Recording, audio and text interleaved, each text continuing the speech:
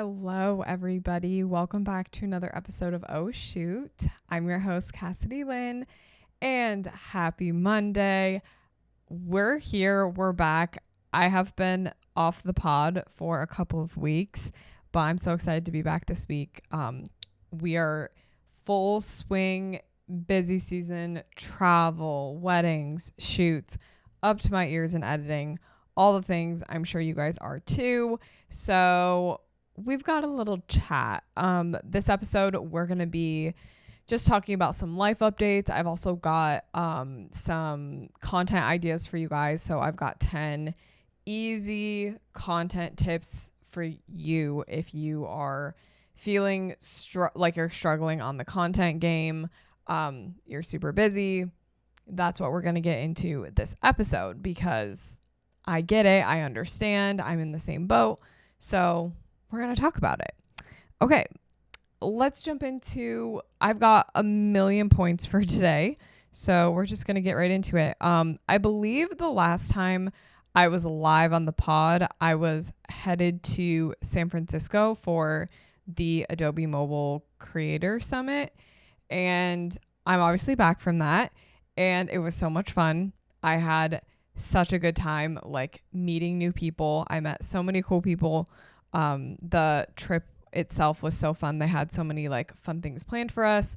So it was kind of like during the day we would do the summit. So we would do all of these different like meetings and stuff. I almost want to call them like presentations, but basically we were at the Adobe headquarters in San Francisco, and like that's where we were doing these like meetings and presentations. So the first day it was like presentations that they had prepared for us, and I think that was basically it. And then we had like a dinner that night.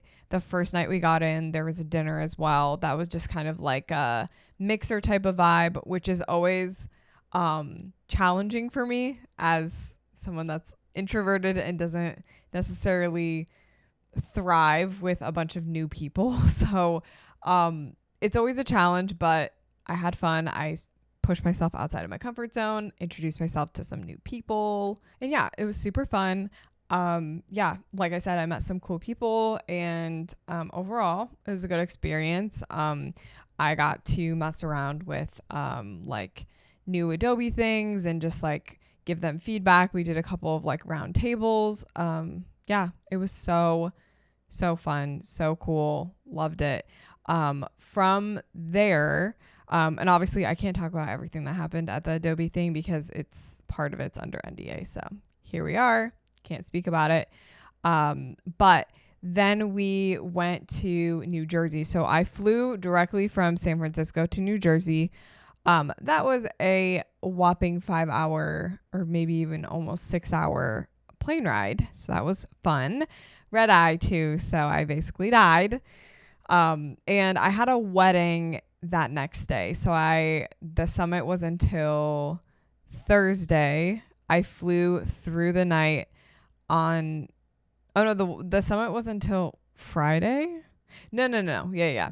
Summit was until Thursday. I flew through the night, landed in New Jersey on Friday morning, and then had a full day in New Jersey. Then my wedding that I shot was on Saturday. That was a family member wedding. So one of Charlie's cousins got married. All of his family was there.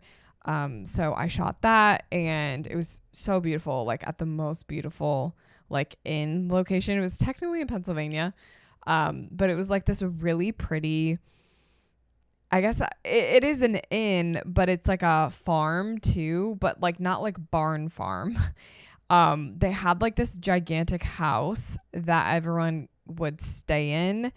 I think it had like 8 or 9 rooms or something like that. And it was like pretty cutely updated, but not like in a way that's like super modern. It was just kind of like classically updated. It was really, really cool.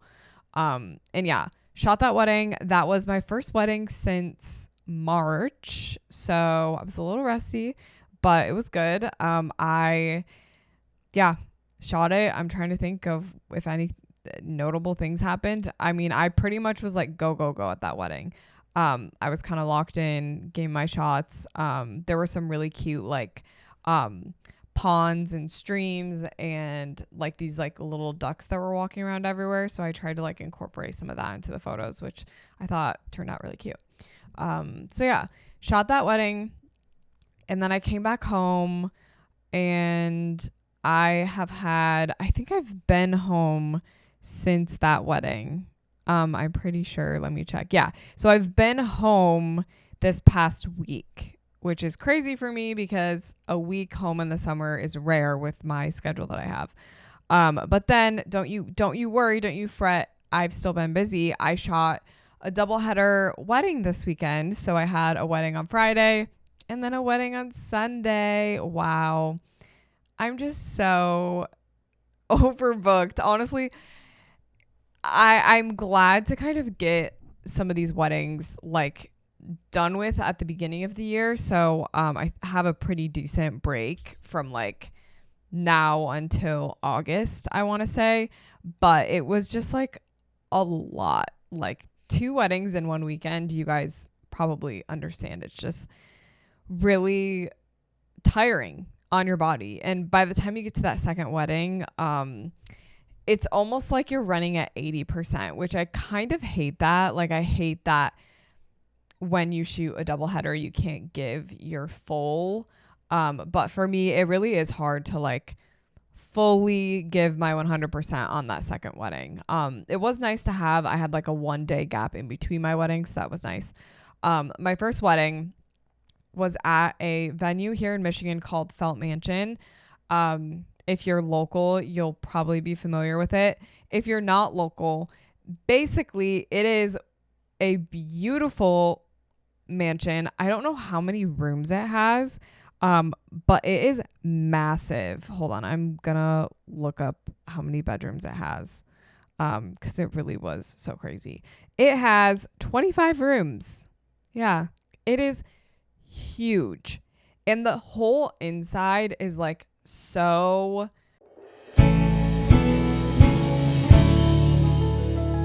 Okay guys, we're taking a quick break to talk about my photography resources that are all available to you on CassidyLynneEducation.com. If you like what you're hearing in the podcast, you're going to love my freebies. I have 4 free guides for you to choose from: my finding locations guide, my posing guide, my guide to camera gear, and my resources for photographers free guide. You may already know this, but I have presets as well, and these are 4 of my absolute favorite presets available on my education shop. I have my brand new Satin Summer preset pack, which is soft, subtle, and luxurious, whereas some of my other presets like my Honey Boba preset is warm, bold, versatile, and has red undertones. If you want more of a film preset look, definitely check out my Creamy Dreamy preset pack, which is one of my ultimate favorite preset packs. Another resource I love is my email templates, which are only $30. And basically these templates are super easy to pop into your Honeybook, and it basically has every scenario that you would need to communicate with your clients. There's new inquiry emails, automatic response emails. If you're unavailable, there's an email template for that. And if you get unhappy clients, I've got an email template for that as well. So head on over to CassidyLynneEducation.com/shop,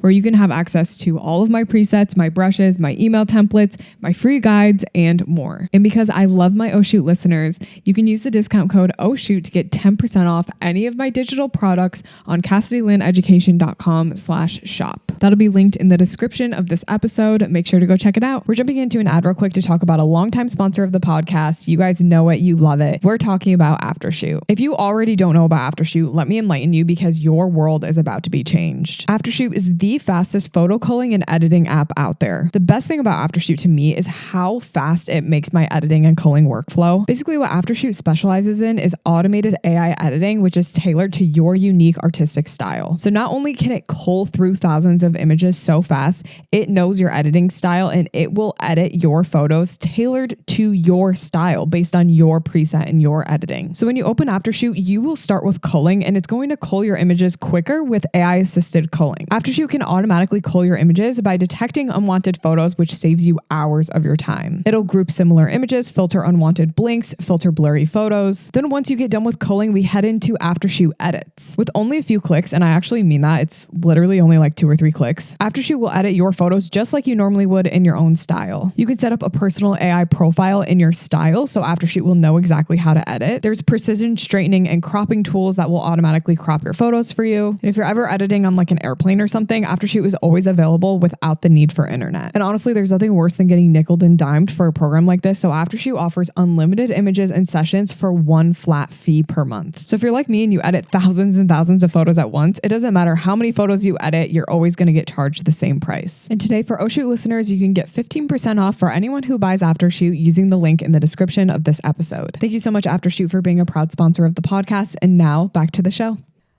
Victorian, I want to say. It's just like so pretty in there. Every single room is decorated different. Every bedroom has different like color schemes, but it's all kind of like the same vibe of like old wooden vintage furniture and then like wallpaper, really pretty like antique brass, like stuff like that. Okay. Can you kind of picture like lots of windows?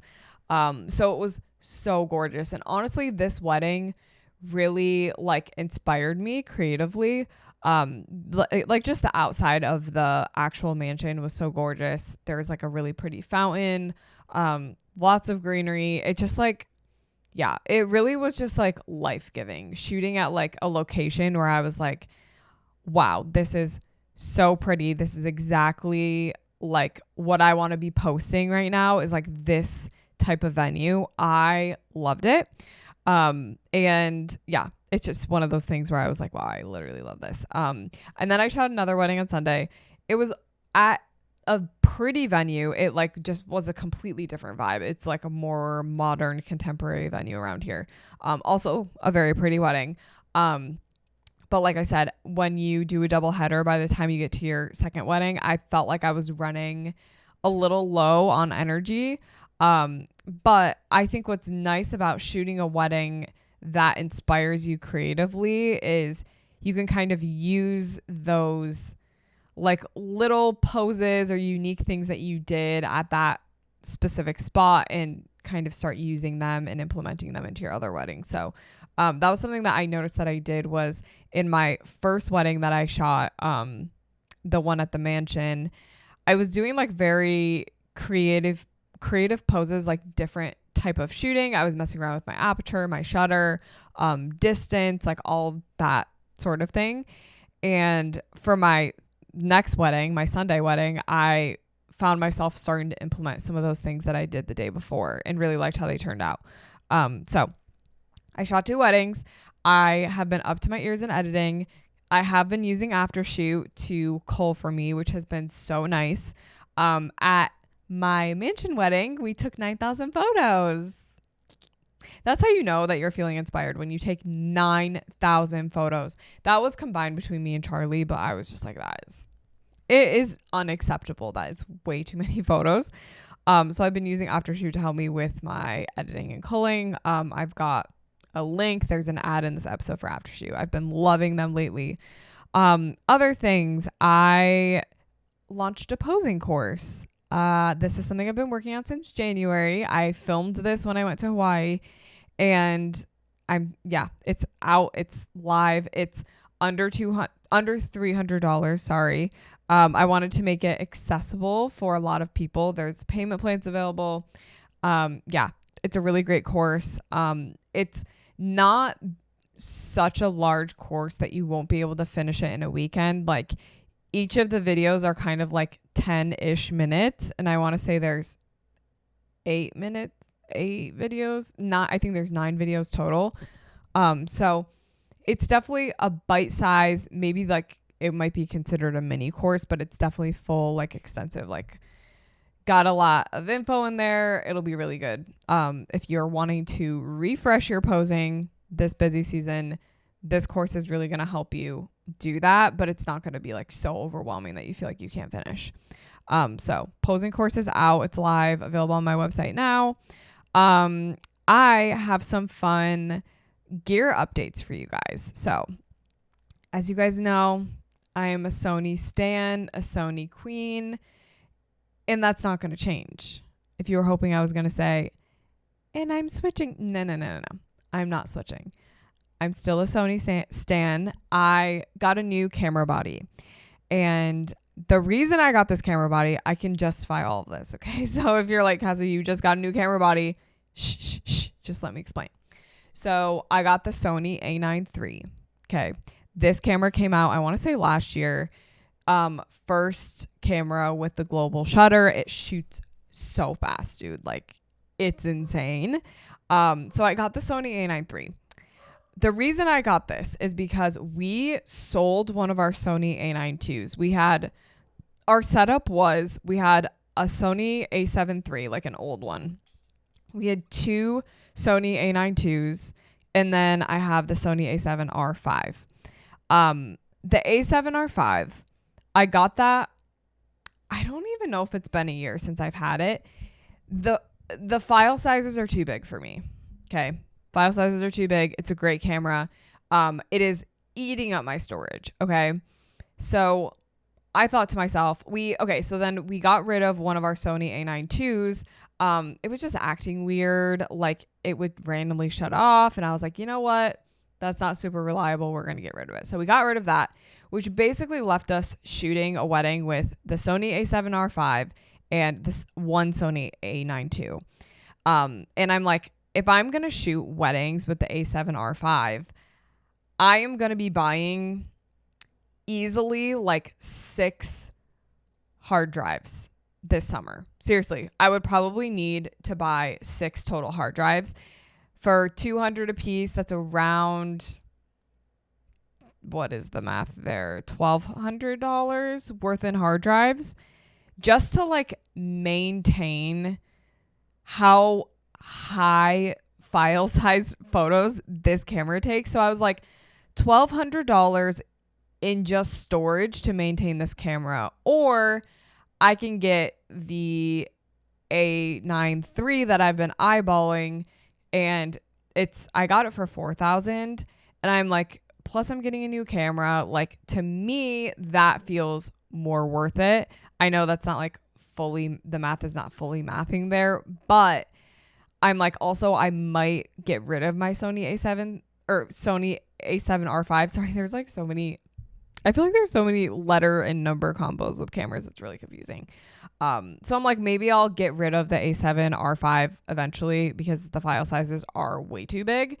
I actually am trying recording my podcast on my Sony A9 III today because I'm just like, I can't keep up with the file sizes. Every single podcast I record, it's a 30 gig video file. And I'm just like, that's insane. So I really, really hope that this video file is not that big. All that to say, I got the Sony A9 III. I've shot 2 weddings with it so far.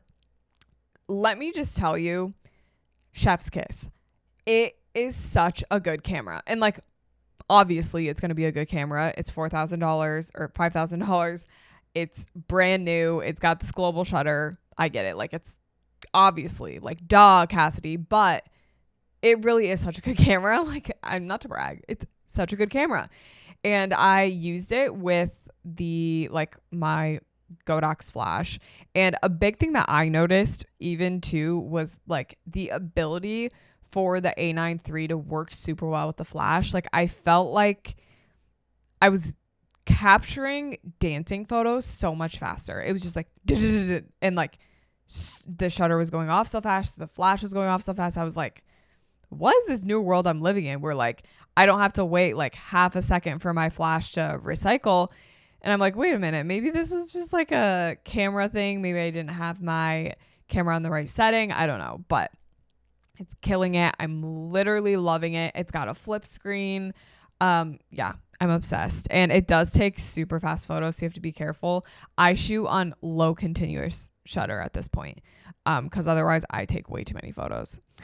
So I got the Sony A9 III. That's my one gear update. Second gear update. I got a flash trigger. And I got like the little like Godox trigger. I've been seeing people like using the flash trigger and then holding their flash like a little bit higher as they shoot, and it giving your subject like a lot more of a flattering direct flash angle. Basically when you hold the flash higher, it creates more of a shadow underneath someone's chin and like behind them, and not so much like back on the wall. And it's just like a lot more flattering. It looks like more luxury. So I've been trying it. I've been really liking it. Newsflash. So that was like all I had to do was buy the flash trigger, which was like $70. So it's just like a little addition, which is so nice. I also got a drone. OMG. This is kind of crazy for me because I have not really ever been a drone girl. I've never been the type, like I've never had the thought like, oh, let me just like get a drone. Like just like not like, I feel like in my head drones are for videographers, right? Like in my head it's like, oh, the videographer is flying a drone. That's what I think of when I think of a drone.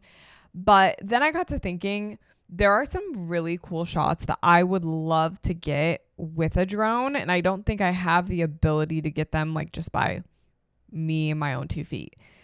Specifically, I'm thinking of like really pretty shots at like weddings this summer, and just like getting like just like a literally more of a drone shot. Like I just feel like a drone shot, like a super wide detail shot of like a venue is so cool.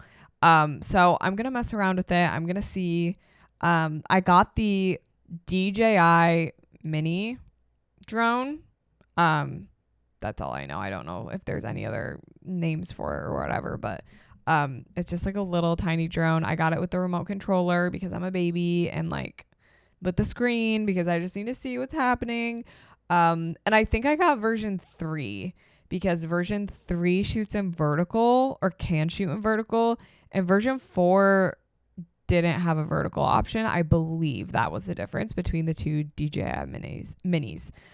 So I have all that stuff linked in my Amazon storefront, all my new gear that I got. So go check that out if you're interested. I also got, wow, guys, I got a lot of stuff. Okay. I've just been purchasing things. I got a creamy keyboard. You guys know what that is? It's like, one of those keyboards that sounds really nice. You know how like the Apple keyboards are so loud and they're like clank, clank, clank, clank, clank, clank, clank. Like when you're typing, it is like so loud. The creamy keyboards are like so satisfying to hear. It's almost like I want to like put a microphone up to it and type for you guys because it's so good.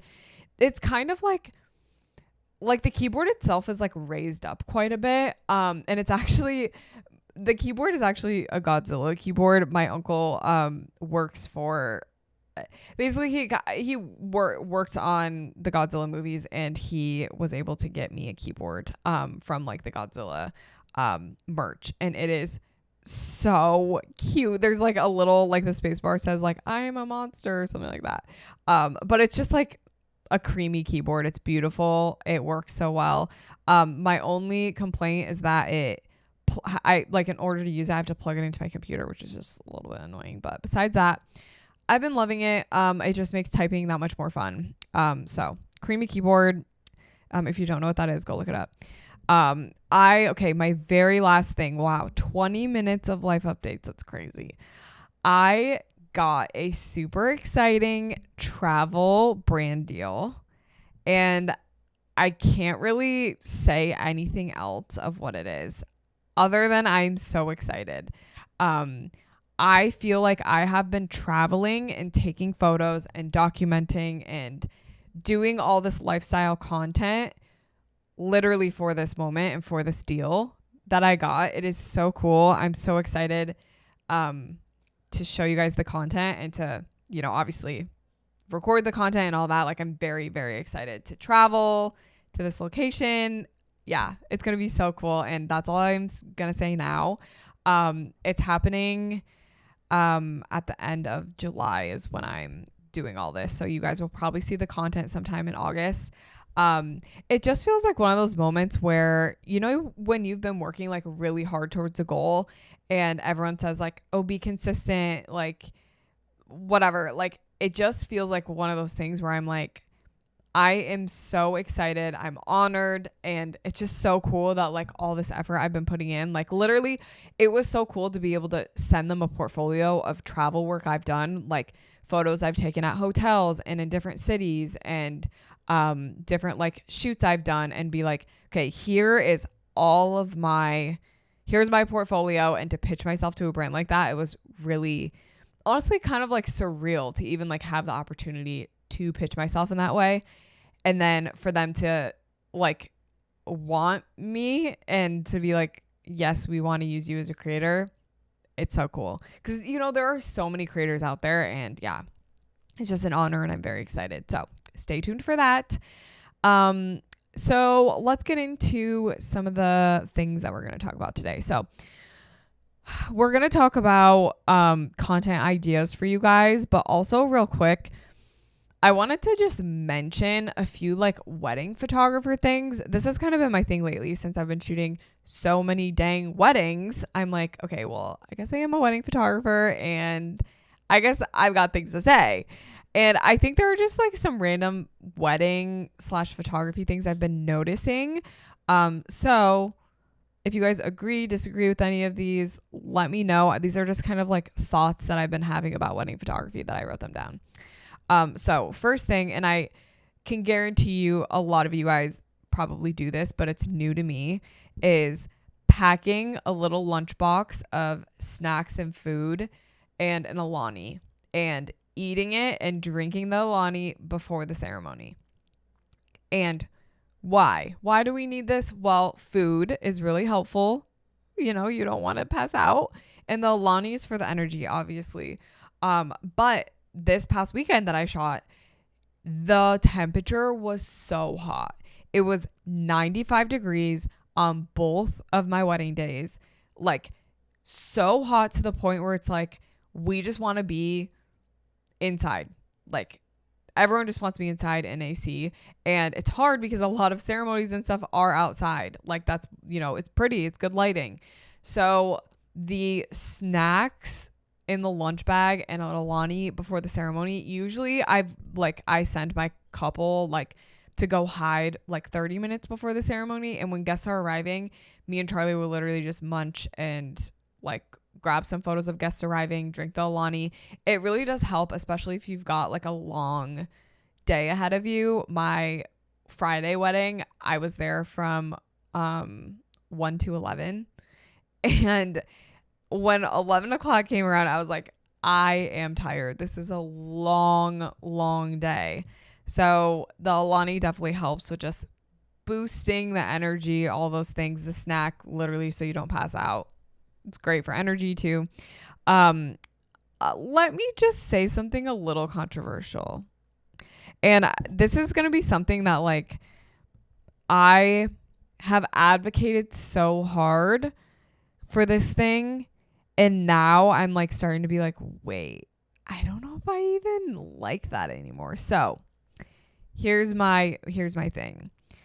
I don't know if I love first looks anymore. And it is just like I said, I have loved first looks for so long. I've been telling all my couples, do a first look. And now I'm viewing it from a little bit of a different perspective. And let me share with you the perspective that I'm now thinking of. So when you do a first look, you are ready, let's say 3-4 hours before the ceremony. Okay. You're doing your getting ready photos. Then we've got like 3 hours before the ceremony or 2 hours. We're doing our first look. And then it's like, go. Let's get our photos done. Okay. Like midday too. So the lighting isn't always amazing. So it's very, very jam-packed. It's like we are doing all the photos. We're doing wedding party. We're doing the separate parties. We're doing the couple. We're doing the first look. Some people even do family photos before.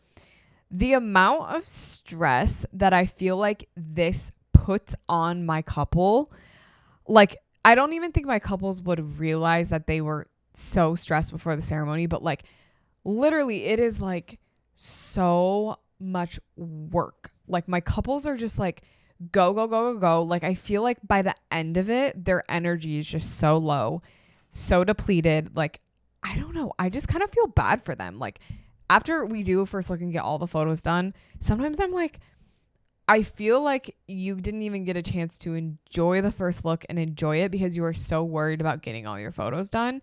Whereas when you don't do a first look, I feel like you are able to space out photos a little bit more so it's not as jam-packed and stressful. So with my opinion of I don't love first looks anymore, that is with the caveat of saying we are going to do the separate wedding party photos beforehand. So then after the ceremony, it's just family photos, one big wedding party photo, and then the couple's photos.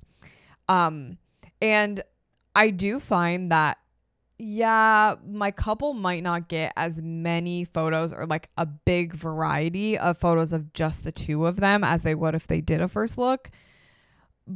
But I feel like you can just like, it is a little more like chill in my opinion, because typically after the ceremony, we'll get a good amount of photos done and then I'll usually be able to send my couple to cocktail hour. Like I would say 95% of the time I finish with like 20 minutes left of cocktail hour and my couple can go and talk and enjoy, or they can touch up, whatever.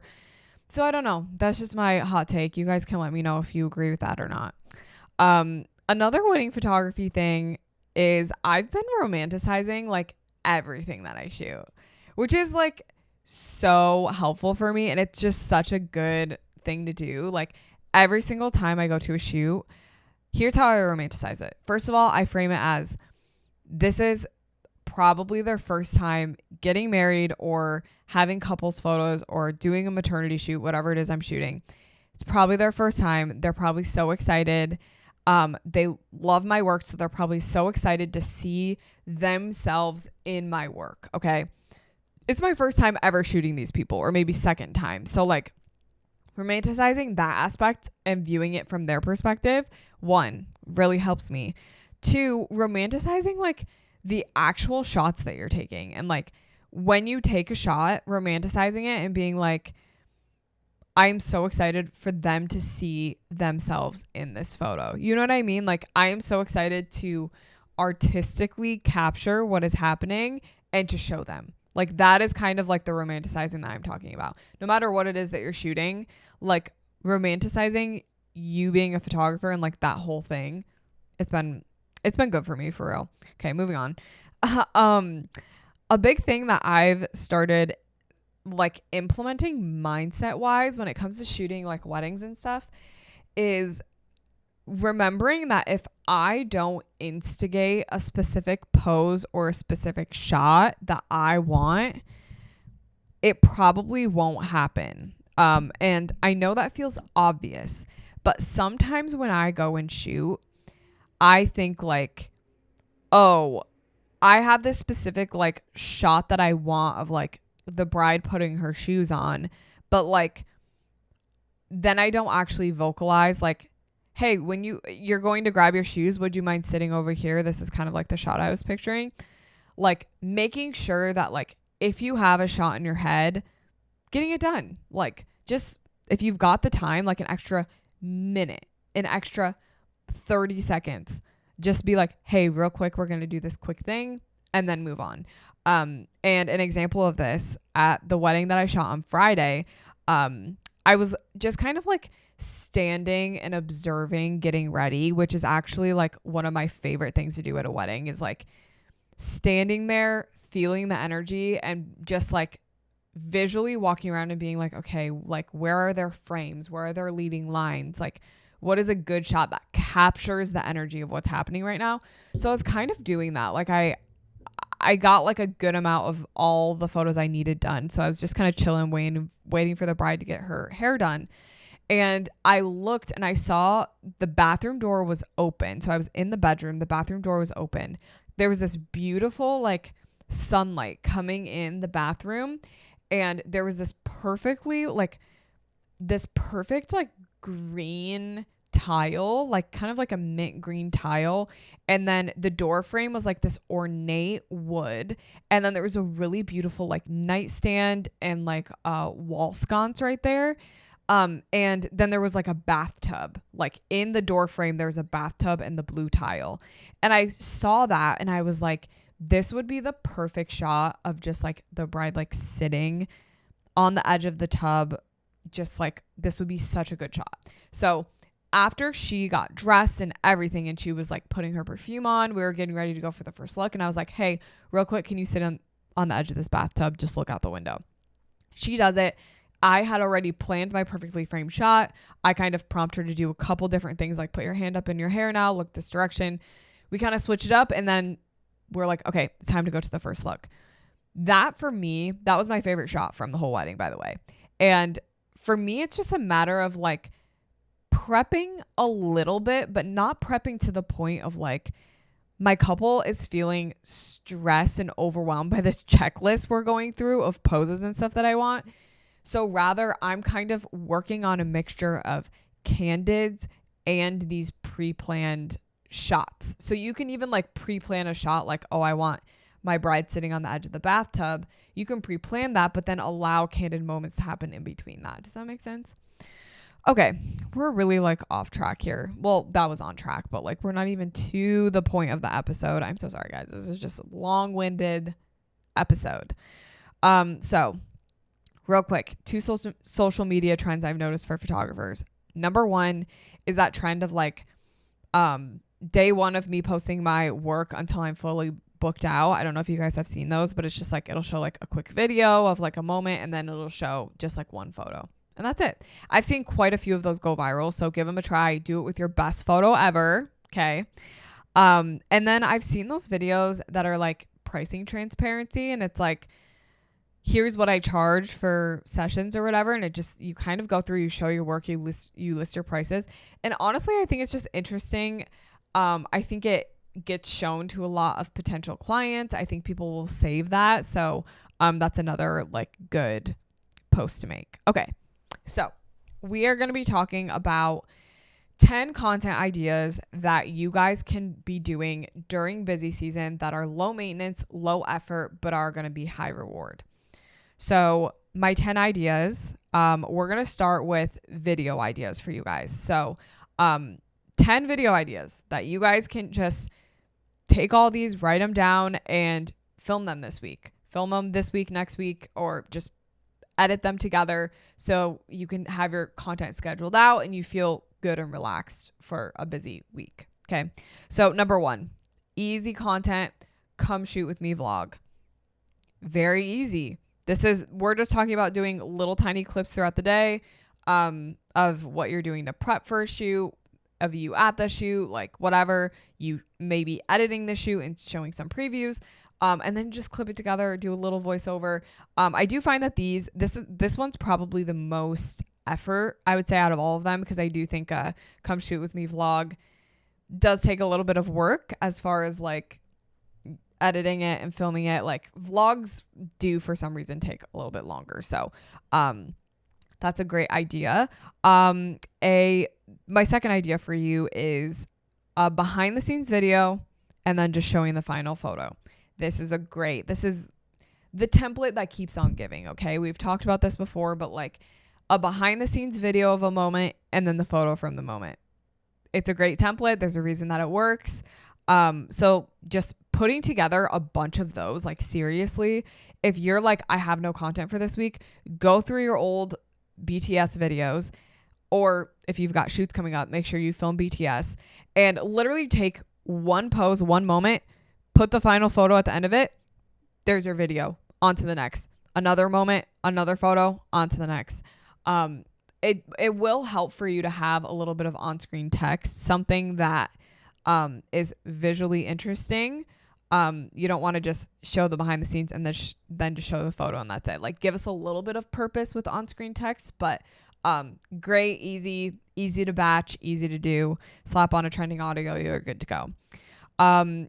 Idea number 3, quick tips for your clients. So basically you can just add a video from a session you've already done, a session or a wedding, and do a little voiceover of tips, tricks, whatever, or maybe it's on-screen text, maybe there's no voiceover. But what this does is it's giving value and it's great for your clients to see. So that would be a great, easy one. Number 4, we have the photographer point of view.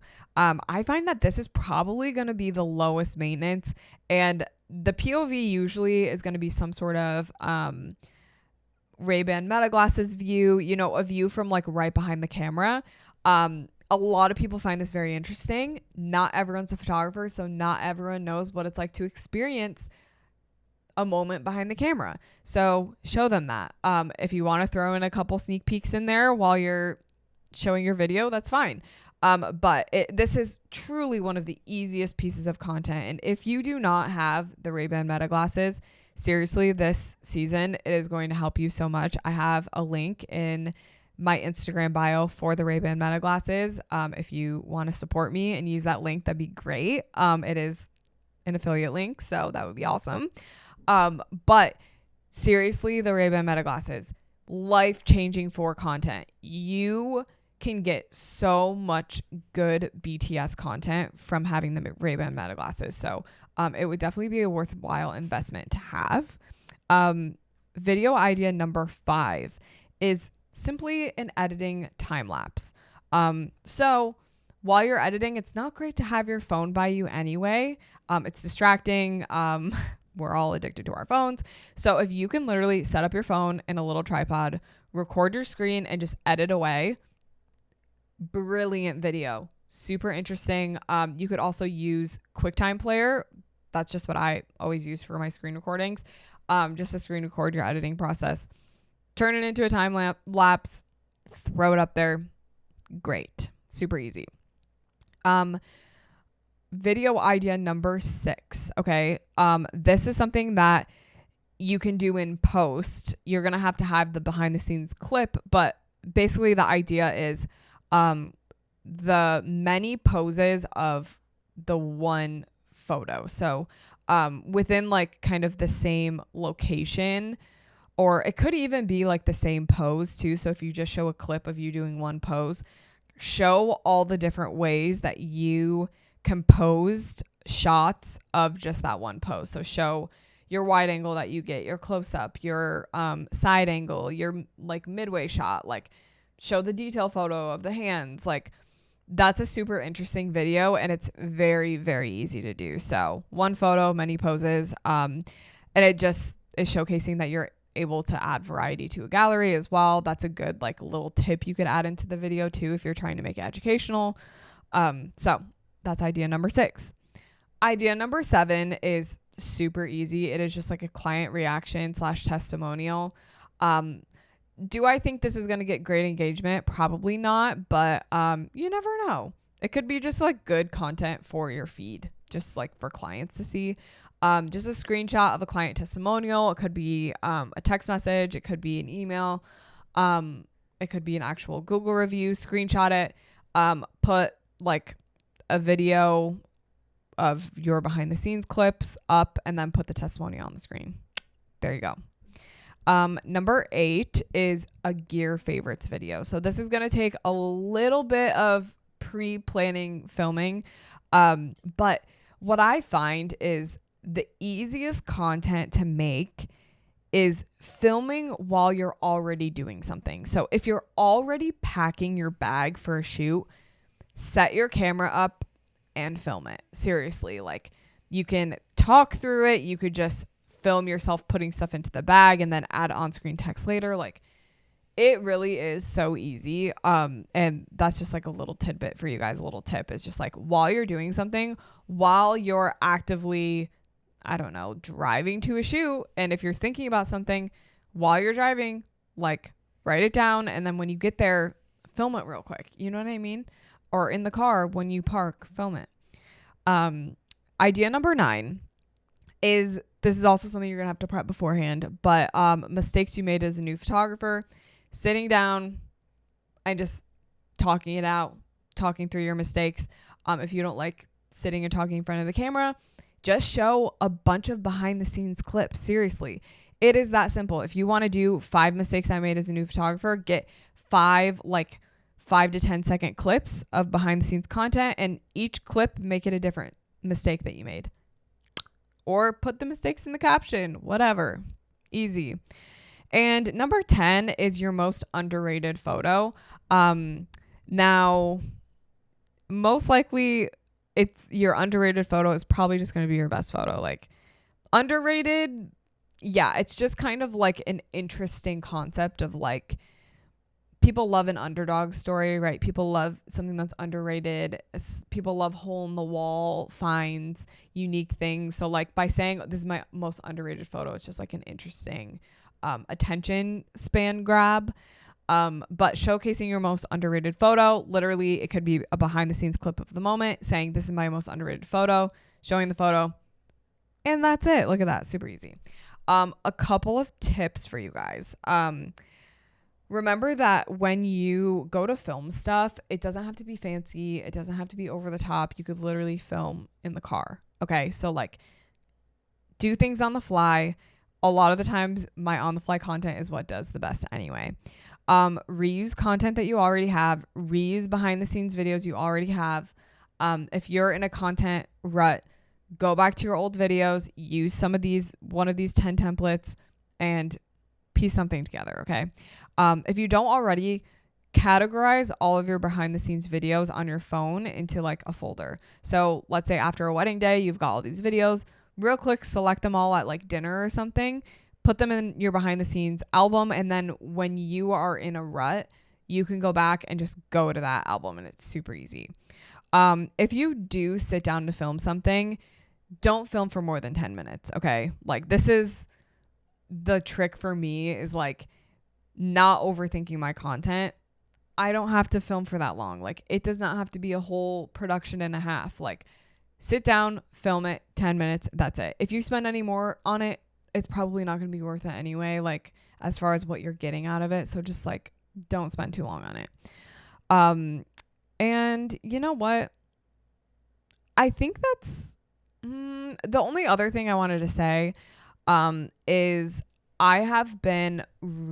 I love when people film, this is going to sound bad, but I love when people like do content like during a shoot or like during a wedding. I think that is very unique content because a lot of the times as photographers, we're locked in, we're professional, we're not filming, we're not doing TikToks because that's unprofessional, right? So then I think it is interesting when you see someone that does film at or during a wedding or at or during a shoot, like where the couple is like involved or like it's not just a behind the scenes video. It's like you are intentionally like doing a lip sync or something that's like doing a trend. I think that content is really interesting and it's fun.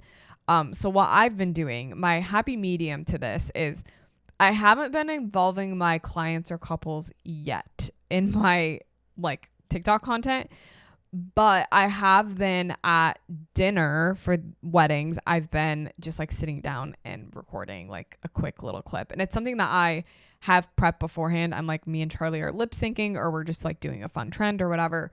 And it's been good. Honestly, I've been loving the videos. They've been fun, just like entertaining. I'm like, oh, this is just like fun to film, fun to make. It's just like fun little memories. But I find that like during like a wedding dinner when I'm like technically kind of off the clock eating my meal, just easy to film something real quick. So that is the episode today. I hope you liked it. A lot of yapping, a lot of just nonstop tips, but next week I think we have an advice column, and I know I said that like a couple weeks ago, but I mean it this time. Next week's an advice column. I think I already posted the submission link, so I've already got the submissions for that. So yeah, you guys take care, and I will see you next week for another episode. Have an amazing rest of your week.